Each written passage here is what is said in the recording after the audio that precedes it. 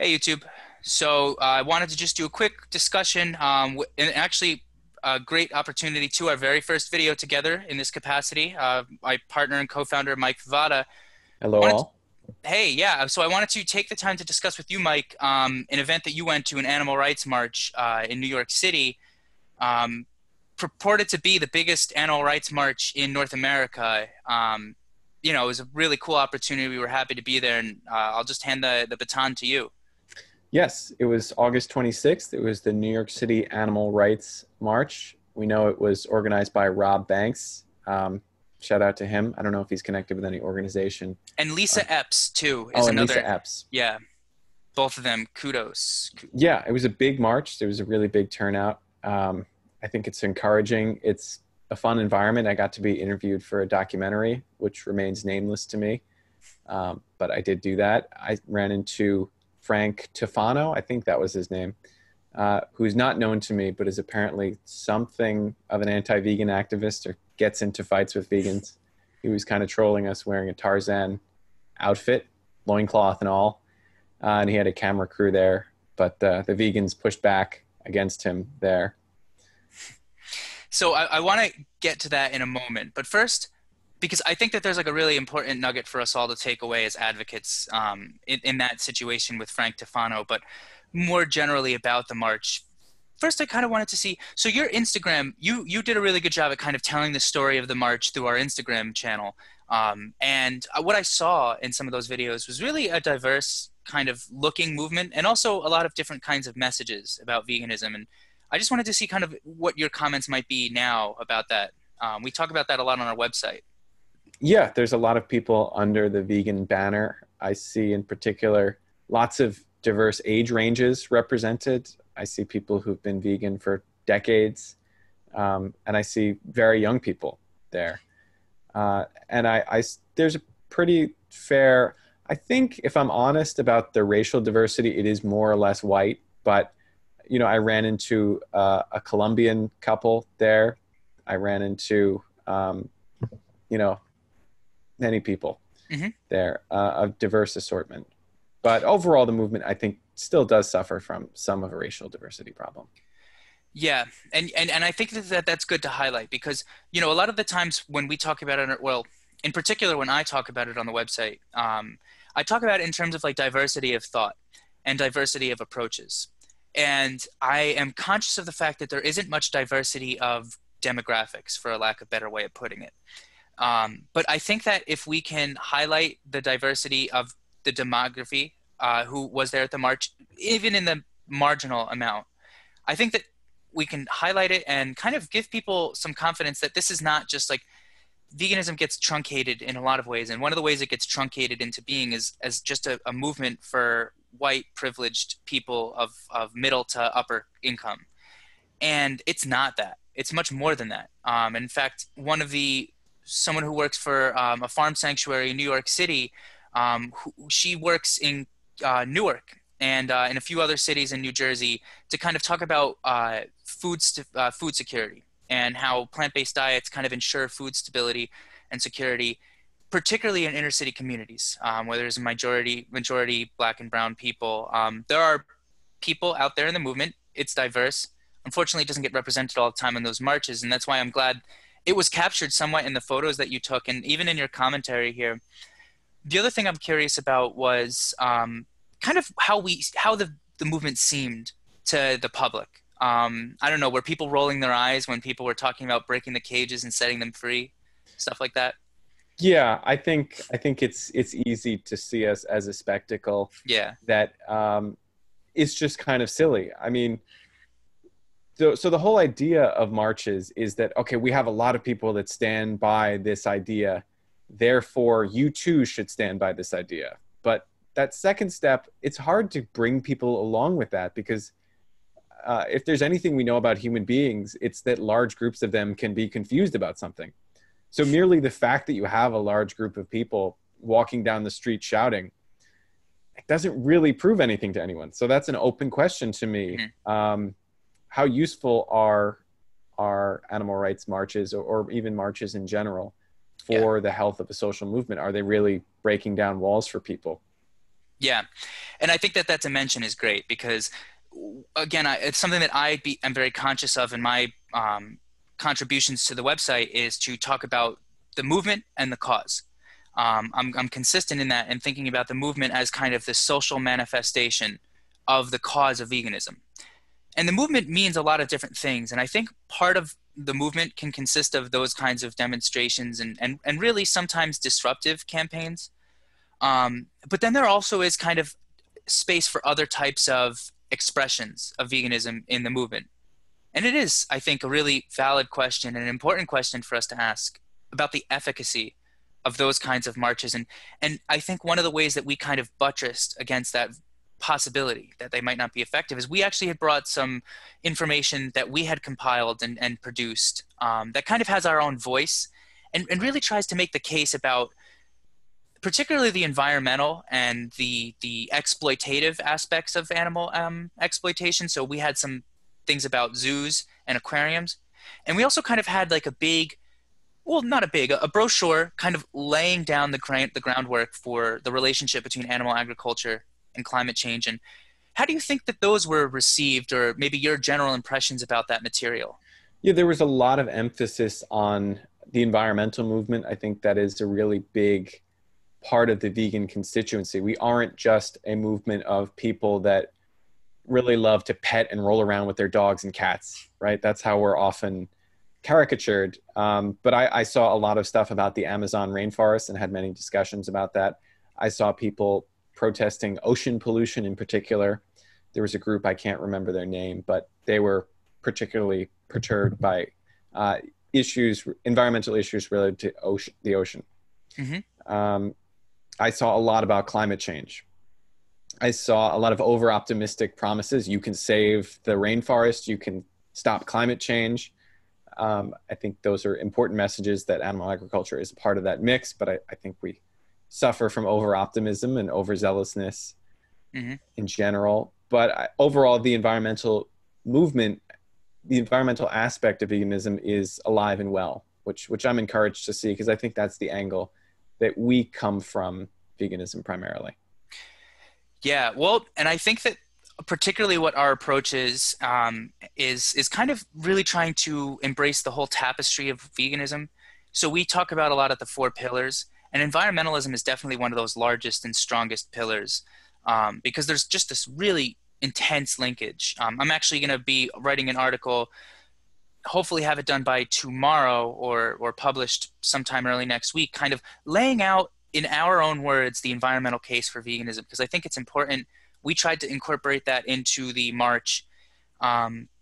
So I guess to kind of wrap up the general impressions about the march, and it was really great. I'm kind of wondering, just as like a personal curiosity, how many people did you get a feel for were there kind of talking about veganism in the context of its health benefits? Because I think that that is kind of one of those things about veganism that it maybe is overrepresented in the way that people think about vegans. And it's as far as what we call the pillars, it's not the strongest one either. And I'm just kind of curious.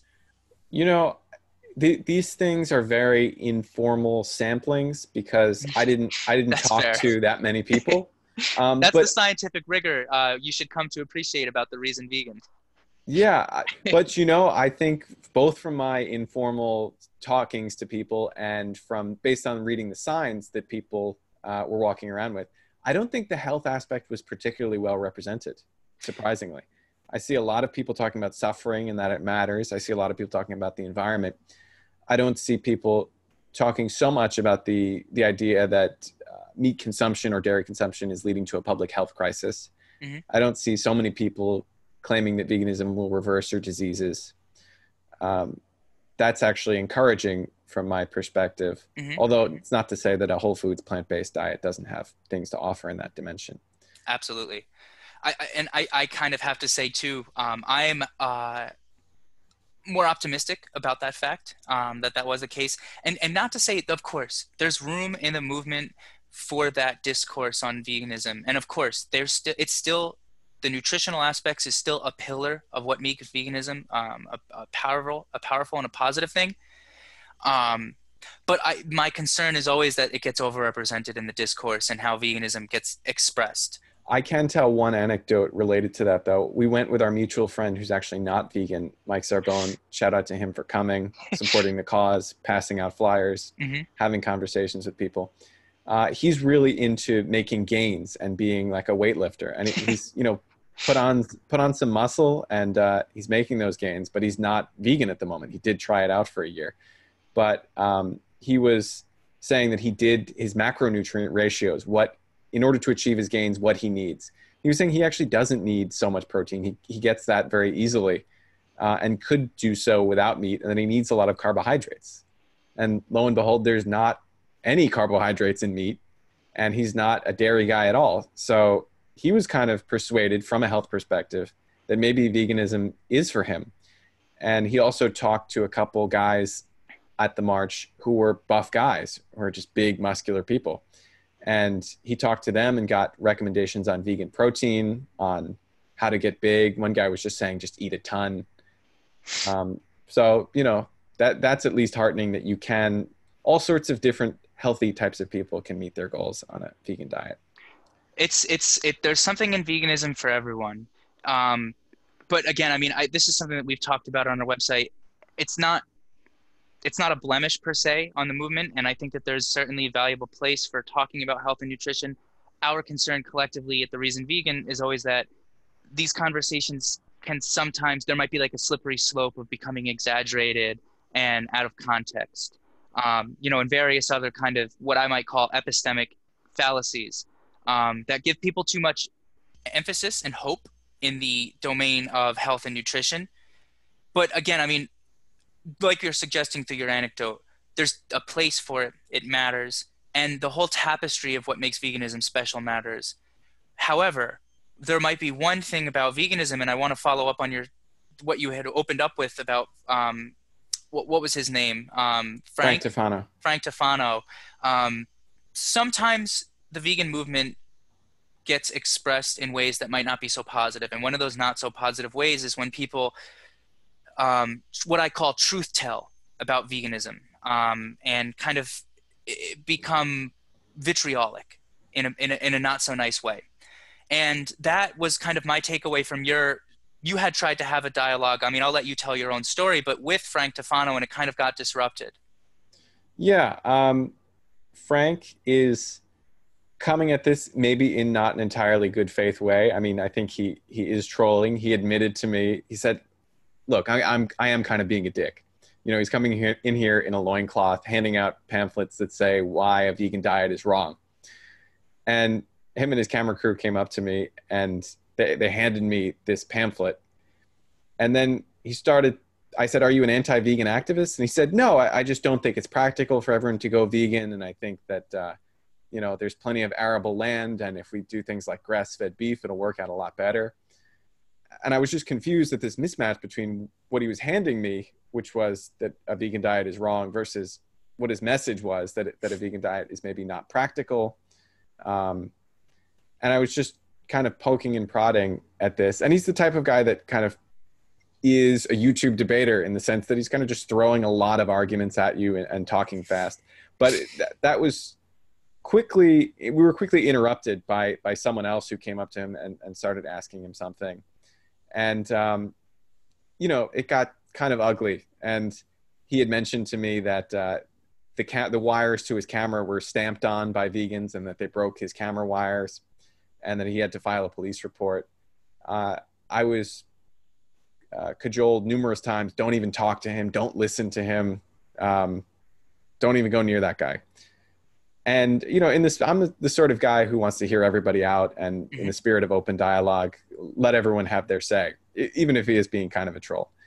And I think we didn't totally do that, but you're going into the lion's den. There are not many environments where you can go in where people are all rah, rah for this cause, and you go in and say the opposite, and you're going to be treated, completely fairly.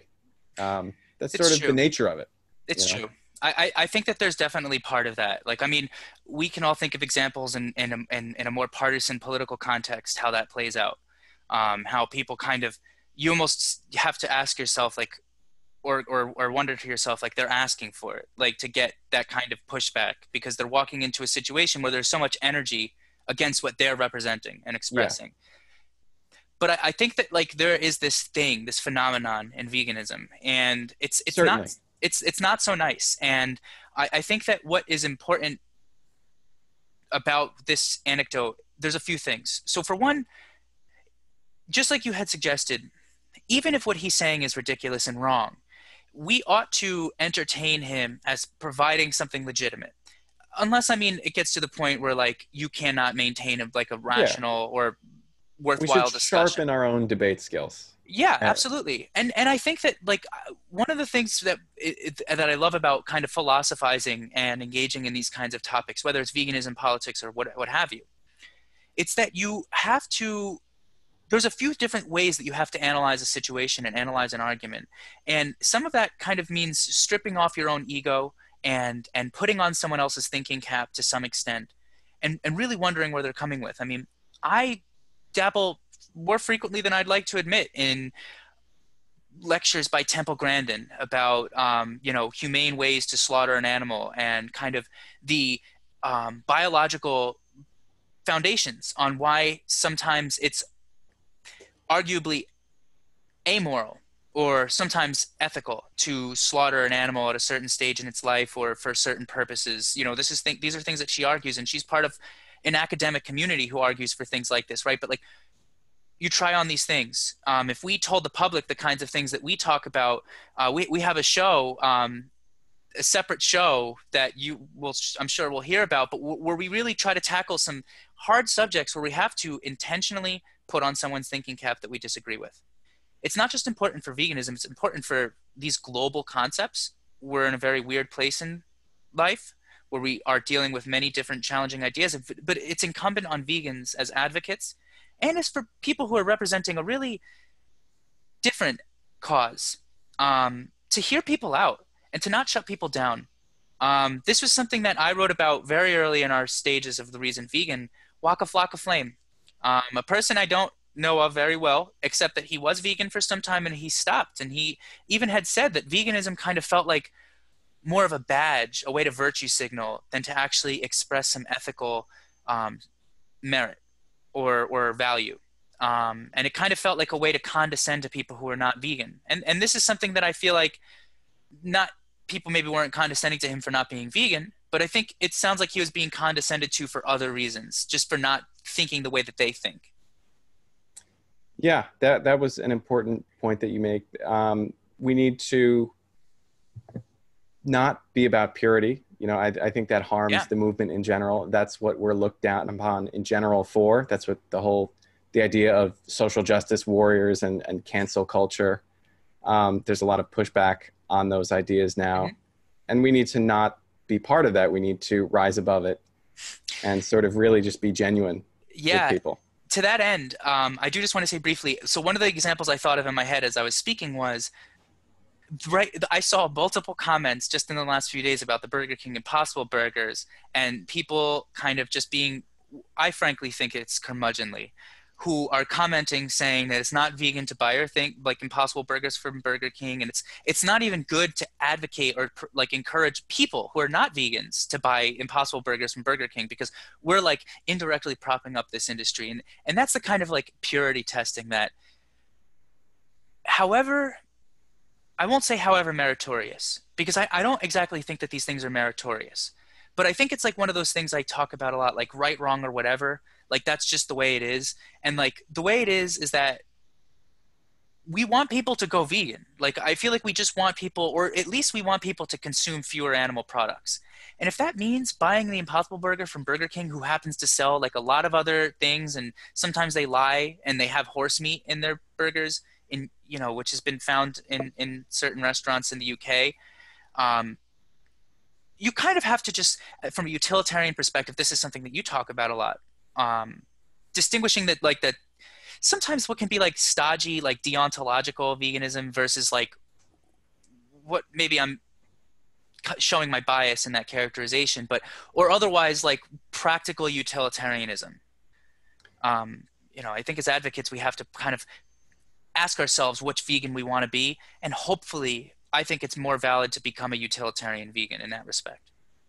Yeah, and I want to return to an earlier point that we made about what is the impact of marches. Are we really Yeah. meeting the onlookers on the street? You know, the guys that are in the third floor walk up and are going out on their balcony to jeer and laugh at us, or the shopkeepers or the passersby or whatever. Are we really reaching that many people that way? I think the answer is no. I think Mhm. surprisingly, these movements, these marches are primarily for the vegans themselves. I think the primary effect that they have is making people feel good and making people feel that they've done something. Mhm. In some ways, that's hollow and empty. You know, just being able to pat yourself on the back because you spent your afternoon outside, you know, marching down the New York City streets is no great shakes, right? But there is a real opportunity to network with people, to meet people who have a different skill set, to collaborate with other vegans, to move the ball forward for the movement in whatever way that might mean for you and the people you met. I met a marketing professional who also has a blog, Julia for the Animals. That's the number four, Julia Nardis. You know, maybe we'll be able to work with her in some Mhm. capacity. Um, Yeah. yeah, I met some other people, you know, very good, friendly people, and you know, maybe it could lead to a collaboration of some sort. I do want to say, and I think I, for the most part, am persuaded by that, but I think that there is some symbolic benefit or success in having these marches take place in the first place. For one thing, these people had to get permitted in order to march on the streets that they did. And what they also did was they showed that there's strength in numbers in a sense, where like there's a lot of vegans out there. I think it's kind of has like one of those really precipitous, like immeasurable effects. Like it's really downstream. And maybe like you can't connect the dots so clearly, but I think that there's something. And I Yeah, don't know what or how much, but I think that you are right in the analysis that in the short term and in the medium term, this is a thing for the movement. It's a benefit for the movement. And that's still okay. I think that when we think about like advocacy, we have to break it down into the multiple dimensions that it really exists in. So there's the kind of wonkish discussions that we might have, the analysis pieces. There's the disruption that might take place by organizations like Direct Action Everywhere. There's kind of the in-between organizations that do a little bit of both. There's room for everyone in there, but we do have to ask ourselves as advocates, what's the efficacy of doing a march? If it's effective for us, like that's okay, but let's be conscious of that. And let's try to yeah. incorporate ways to have an external impact as well. And you know, maybe it is, maybe even if it is only an injection of enthusiasm for people Hmm. who feel that their will has been drained, for people who feel like they don't have a community and they're alone in their struggle to be vegan. Um, that's an entirely useful use of a march. Oh yeah. Maybe it's useful for people who, like, you know, we encouraged our friend Mike Sarbone to come, who's on the fringes of the vegan movement. Maybe he's convinced. If Maybe you're other watching vegans this, bring their Mike, friends. Yeah. yeah, So you know, I could see those sorts of benefits. Um, yeah. Yeah, I mean, again, like there's room for everyone in here. I just yeah, wanted to have this quick discussion because it was an important march, and I think what it also represents, to kind of turn it back to the reason vegan, is a new approach that we're taking here. So what we're really doing is we're pretending like we have the financial resources to do big things, and we're making investments, and we are doing big things. We had to spend a good deal of money to invest in cameras, resources for the brochures and the information materials that we have. And I think people are receptive to our message. I want that receptivity to kind of turn into support, though, because as we grow and enter this new phase of where we fit into the movement, and we really are trying to fit ourselves into this movement, because I think that there's a big place for the reason vegan and its perspective. It helps us so much more to have the support, the recognition, the shareability of all you out there in our audience. So like our website or like our content, share our content, subscribe to our website, our Twitter page, Facebook, and really spread the word about the message we're trying to share. It's important. And definitely check us out on Patreon. We're going to start to roll out as soon as we start to get like new subscribers. We're going to start to roll out exclusive content. And there's a lot that we don't tell you all about. There's a lot that we think about and are in the works about. So people kind of get to an inside, some of the inside baseball about the reason vegan. You know, we're more than just the people who show up on your YouTube screen or who write an article here and there, who are on your Instagram page. You'll get to know us more and the people who we are behind our personas on the reason vegan also. It's a big movement, and we're part of that movement, and you're part of the movement as well, as supporters. And we encourage you to like, share, and subscribe our content. And of course, if you know anyone who's interested in veganism, like our friend Mike Sarbone, check out our support series, where for just $5, you get for 30 days a series of information, tips, tricks, ways to think about veganism and recognize your impact. For 30 days, just try it out. And if you decide you like it, which I can't see why you wouldn't, stay vegan. And you don't even have to just stay with our support series because you've been supported. But again, just, you know, as we grow, grow with us. All right. Thanks, everybody. That wraps it Thanks. up.